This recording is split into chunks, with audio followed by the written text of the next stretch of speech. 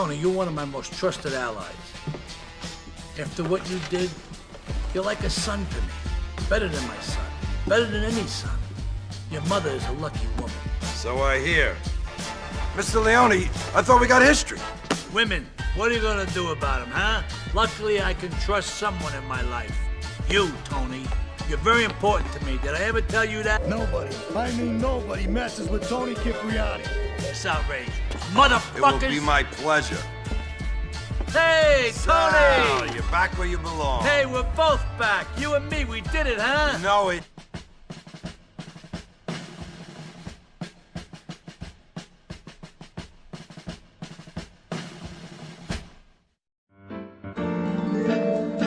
You did well today, son. I like your style. I always have.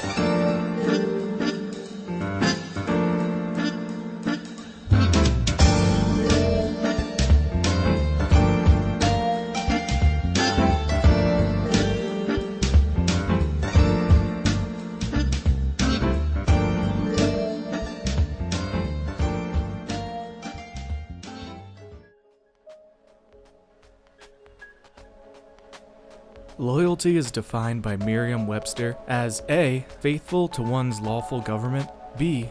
Faithful to a person to whom allegiance or affection is due, or C. Faithful to a cause or ideal. If we ignore the first and latter definitions, the second one perfectly encapsulates the person that is Tony Cipriani. Tony was born to Ma and Pa Cipriani. Pa Cipriani was a respected member of the Leone family mafia in Liberty City. At some point, under unknown circumstances, Pa Cipriani died, leaving his wife and son Tony to take care of the family restaurant alone. Tony's mother is a cruel and abusive woman. She frequently berates Tony and regularly beats him. She even went as far as to contract a hit on her own son and only called it off after he became a made member of the Leone crime family. Even though she has shown little to no compassion for her son, Tony always shows a high level of respect for her. Because, as said before, if there is one thing that Tony is, it's loyal. Tony grew up to be a large man, standing quite a bit taller than his peers. He would follow in his father's footsteps and began working for Salvatore Leone. Salvatore would quickly recognize the usefulness of Tony's loyalty and would come to rely on him to carry out tasks that other foot soldiers could not be trusted with. During the mid-90s, Tony was tasked with killing a rival made man, a very contentious action amongst Italian crime families. While these families are rivals, a certain level of rapport is essential to operation, lest they kill themselves in a self-destructive street war. Killing a made man is typically a death sentence for the hitman, no matter what his affiliation is. Tony of course obliged this request and was forced to flee the country for several years until the heat died down. In 1998, Tony returned to Liberty City, hoping to step right back into his high-ranking role in the Leone family. Unfortunately, this would become the first in a series of unfulfilled promises from Salvatore Leone. While Tony was abroad, other, younger, and more arrogant mobsters were able to climb the hierarchy and usurp Tony. When he finally returned to talk to Sal, Salvatore would introduce him to Vincenzo Lucky Chili. Vincenzo Chili had become caporegime of the Leone family while Tony was laying low. Vincenzo represented everything Tony was not. He was young, educated, and arrogant. He lacked loyalty as well as respect. Tony grew up poor and humble, in the shadow of his father's presence, and under the abuse of his mother. But through this adversity, he never lost his respect or loyalty. The disdain the two immediately share for each other is palpable. While Tony desperately desires the admiration of his mother, Vincenzo was busy getting Hummers in the midst of conversation with his. Yeah. Vincenzo. Yeah, of course. Oh, of course. I'm being a good boy. Love you. Hey, Cheryl. Hey, sweetheart. You rest now. Here, now get out of here. Hey, who loves you, Angel? You do, Vinny. Is that your mother on the phone? Sure. You're disgusting. Where's your respect? Respect?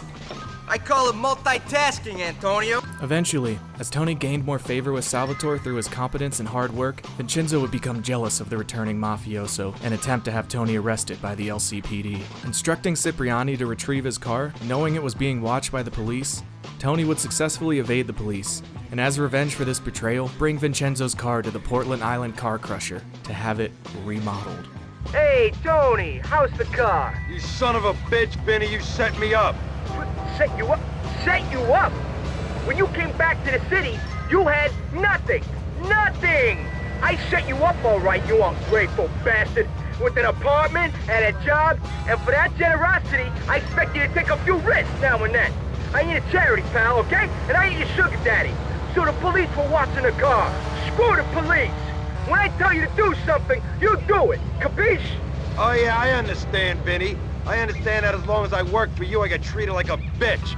Well look, I was making scores while you were looking up girls' skirts. Have your bitch job back, boss. I quit. Tony, you're making a big... Chili's arrogance would have him betray Tony one more time. Under the impression that Vincenzo wanted to secure some sort of truce between the two, Tony was to meet him on a docked cargo ship. Instead of burying the hatchet, Vincenzo brought chainsaws. Foot soldiers from Vincenzo's personal crew were unleashed upon Tony, armed with the lumberjack tools.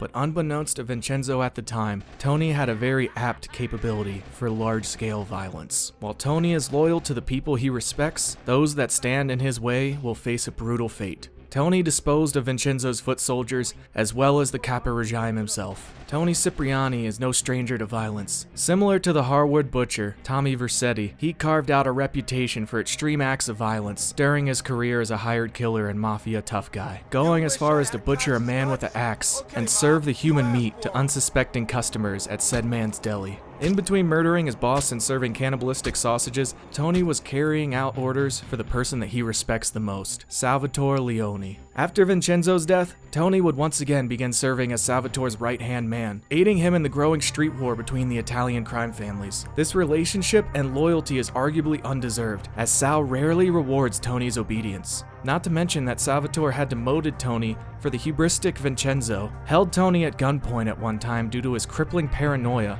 and later lies to him once again about the rewards of his diligence. Salvatore would eventually show some level of appreciation for Tony's allegiance and officially make him a made man in the Leone family after he assassinated Mayor Roger C. Hull.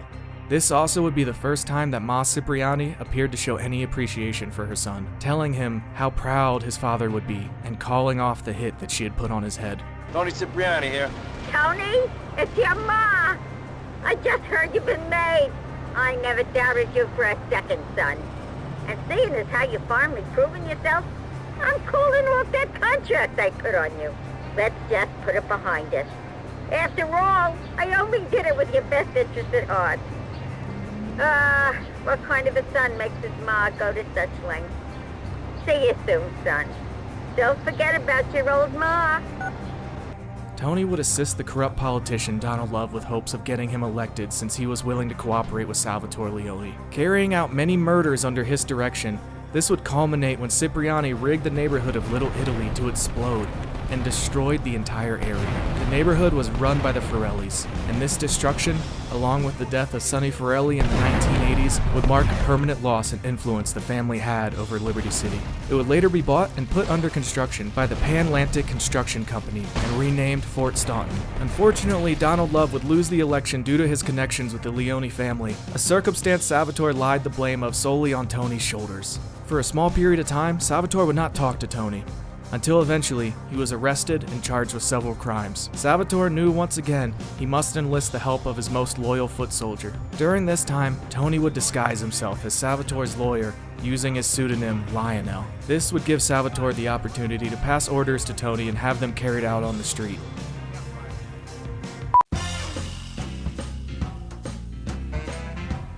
I had a lot of trouble deciding which pronunciation of Tony's last name to go with on this video. The original GTA 3 rendition where he is voiced by Michael Madsen of Reservoir Dogs and Hateful Eight. Are you gonna bark all day, little doggy? Or are you gonna bite? What's that? He pronounces his name Cipriani. Nobody, I mean nobody, messes with Tony Cipriani. In contrast to this, in GTA Liberty City Stories, where he is voiced by Danny Maestro Giorgio, he pronounces his name Cipriani. I'm Tony Cipriani, bitch. Tony Cipriani, remember that. To make matters even more confusing, the proper Italian pronunciation is Cipriani. Italian, Cipriani. Tony in GTA 3 is heavily influenced by the characters portrayed by Paul Sorvino. But not only that, both renditions are heavily influenced by the TV show Sopranos and its titular character, Tony Soprano. Both Tonys have cruel mothers who contract hits on them. Both have fathers who were in the mafia before them and died before the series, leaving widowed mothers. Both also struggle with their weight, and both also had conflicts with their Kappa regimes. They even went as far as to include a wise guy outfit for Cipriani in Liberty City Stories that bears a striking resemblance to the types of outfits worn by Mr. Soprano throughout the HBO series.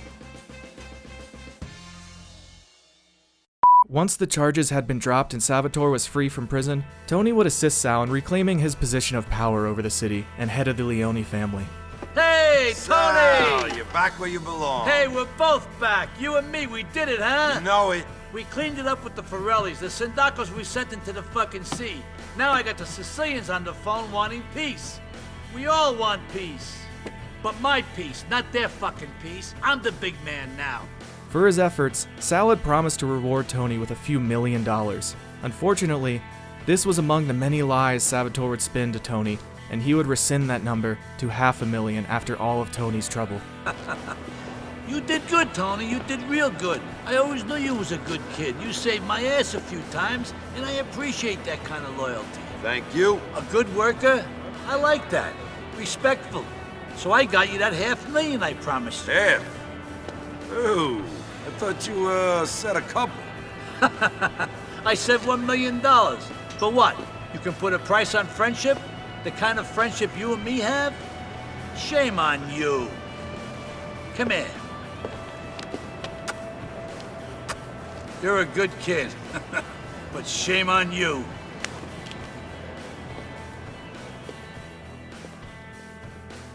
Tony's efforts would not go completely unrewarded, as Salvatore would also promote him to Kappa regime of the Leone family. Unfortunately, in an ironic twist of fate, this final act of repayment to Tony may have sealed Salvatore's fate, and a short 3 years later, we find Cipriani, much fatter, with his face seeming to have aged significantly in that small period of time. He still lives with his mother and helps with the family restaurant, but in between those activities, he is acting as Kappa regime and giving foot soldiers orders to carry out. One of these associates he enlists is Claude, the man who would eventually kill Salvatore Leone. After Sal's death, little is known about what happened to Tony Cipriani. He may have stepped up in Salvatore's absence as head of the Leone family. He may have decided it was a good time for early retirement after the assassination of his boss. He may have just thrown himself off the Cochrane Dam after getting sick of hearing his mother constantly condescend to him. All that can be said is that Tony was, and always is, loyal. All right, let's go over here. Hello, caller. You're on Chatterbox. Yeah? Is that Laszlo? Yes, it is. Who's this? My name ain't important. It's real unimportant, okay? No, not really. I mean, this is a radio show. People usually tell us their name. My name is real unimportant. And you want to keep being a wise guy, you'll find out just how unimportant. Like, unimportant, I just got shot in the head, unimportant. Do I make myself clear? Yes. Why are you calling in today? Because I need some advice. And I ain't doing any of that shrink shit. If you swear again, we're gonna have to cut you off. This is a family show. Sorry. I'm just a little unhappy, a bit agitated. Real angry. It's my ma. She don't think I'm a real man. Can you imagine that? I mean, I do a man's job and all, but she treats me like a little boy. All I get is your pa this and your pa that, and you ain't a real man, Tony, and it's driving me freaking nuts. Well, Tony... Tony? How'd you know my name was Tony? You tracing this call? Because if you are, you're gonna get real intimately acquainted with what your brains look like. My name ain't Tony, okay? Okay. But my mom, she keeps going, Tony, be a real man. Stand up for yourself. Don't take no shit. But all I do is to be a good son. And I want her to show that she cares for me. Show that she loves me. And, say I was a good kid. But it seems like nothing's ever good enough for her. You know what I mean? What do I do? Well, sir, in life we have a lot of obligations, and we just kind of have to face up to them. And right now, I'm obligated to play some commercial announcements. We'll be back right after this.